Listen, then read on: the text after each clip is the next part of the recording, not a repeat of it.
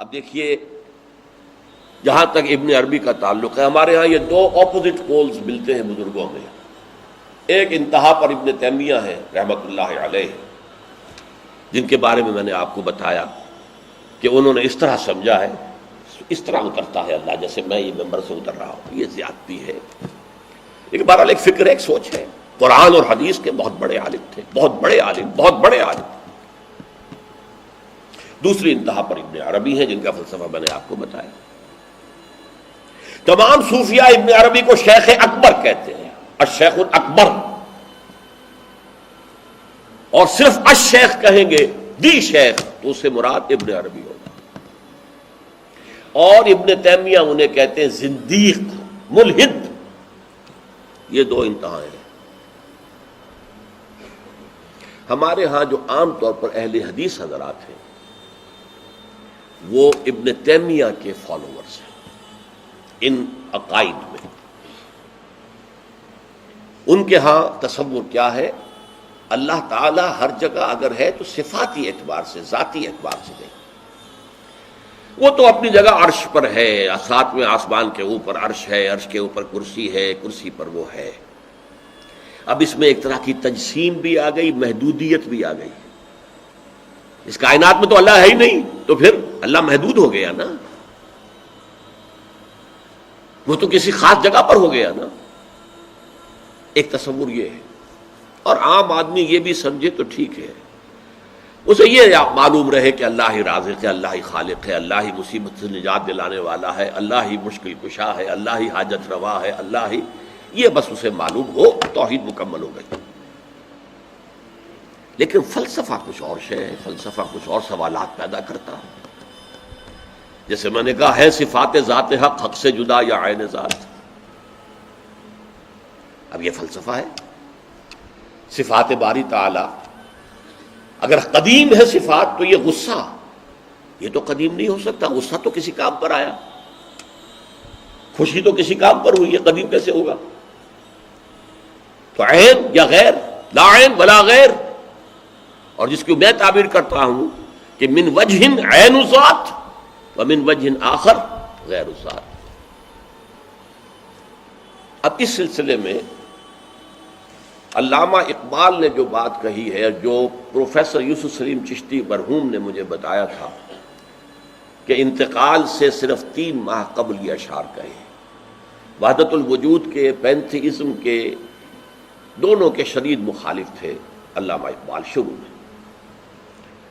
اسی لیے وہ حافظ کو بھی بہت بڑا گمراہ کن شاعر سمجھتے تھے، اس لیے کہ وحدت الوجود کے عامیانہ انداز میں جو ہے وہ شاعری میں جب اس کو آ گیا ہے تو عوام کے زبان پر جب چڑھا ہے تو وہ اس کے ڈانڈے پینتھیزم سے مل گئے، عوام کے اندر اس کا تصور یہ ہو گیا.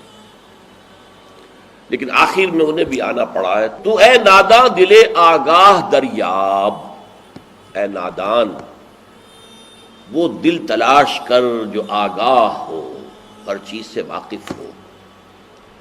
لا موجود الا اللہ دریاب، لا موجود الا اللہ. وہ جو میں نے آپ سے عرض کیا تھا نا کہ لا الہ الا اللہ کے 3 لیولز ہیں. لا معبود الا اللہ، لا مطاع الا اللہ، لا حاکم الا اللہ، ان الحکم الا للہ، لا رازق الا اللہ، لا خالق الا اللہ. اور دوسرا لیول لا مطلوب الا اللہ، لا مقصود الا اللہ، لا محبوب الا اللہ. اور تیسرا لیول لا موجود الا اللہ. ہمارے ٹاپ کے فلسفی اور صوفیاء اس لا موجودہ الا اللہ پر پہنچے. اور 12ویں صدی کے مجدد اعظم شاہ ولی اللہ دہلوی رحمۃ اللہ علیہ، انہوں نے اس میں قول فیصل کہا کہ محی الدین ابن عربی کی وحدت الوجود اور شیخ احمد سرہندی کی وحدت الشہود میں باریک سا فرق ہے تعبیر کا، ورنہ وہ ایک ہی ہے. اور اس کو انہوں نے عنوان دیا توحید وجودی. ہندوستان میں ہمارے بڑے ٹاپ کے شاعروں میں سے تھے عبد القادر بیدل فارسی کے.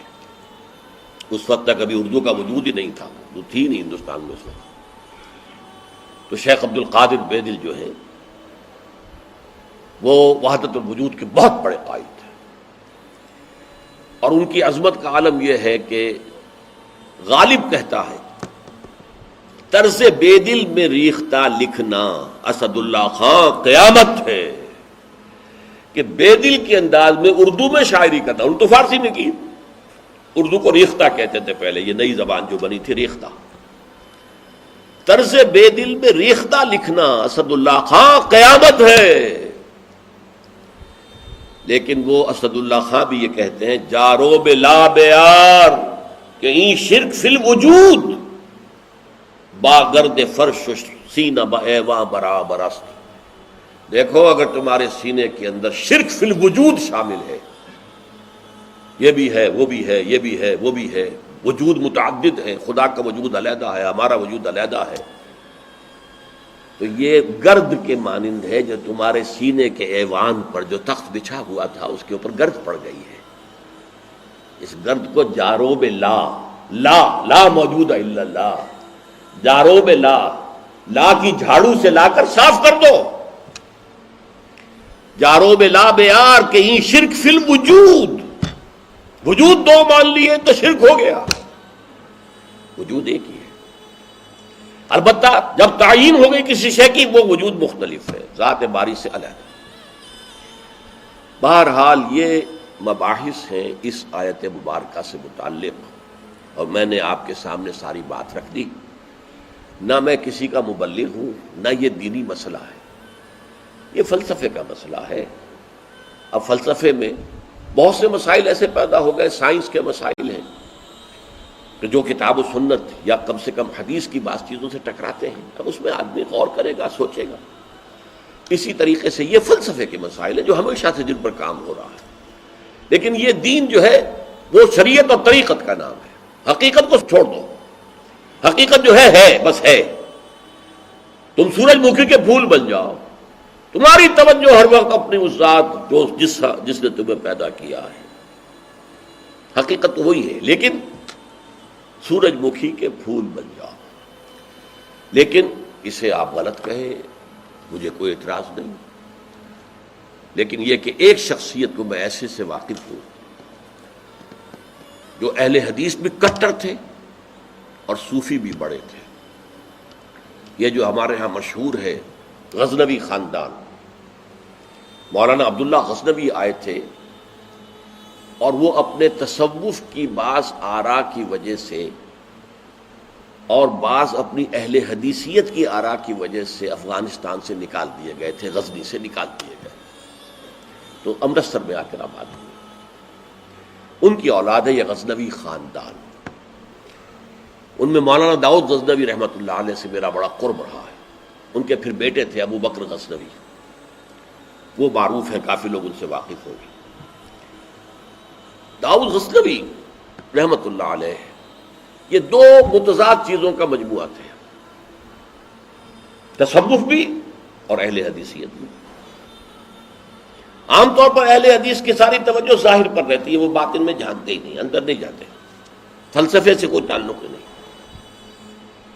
لیکن فلسفہ اور تصوف یہ جڑے ہوئے آپس میں چولی دامن کے ساتھ۔ انہوں نے ایک دفعہ منٹگمری میں جو سائیوال کہلاتا آ کر تقریر کی، اہل حدیث مسجد تھی، میں بھی گیا ہوا تھا سننے کے لیے۔ انہوں نے وہ اہل حدیث نوجوانوں سے کہہ رہے تھے کہ دیکھو تم اپنے مسلک پر قائم رہو، ہم غیر مقلد ہیں، ہم کسی کے مقلد نہیں ہیں، نہ ابو حنیفہ کے نہ مالک کے، لیکن کبھی بھی ان ائمہ کی توہین نہ کرنا۔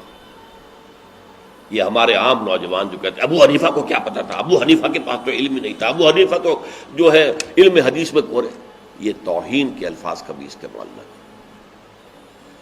اچھا، اس واعظ کے ساتھ انہوں نے مثال دی کہ دیکھیے شیخ محی الدین ابن عربی رحمۃ اللہ علیہ کے سب سے بڑے مخالف شیخ احمد سرہندی رحمۃ اللہ علیہ تھے، دونوں کے لیے رحمۃ اللہ علیہ کہا۔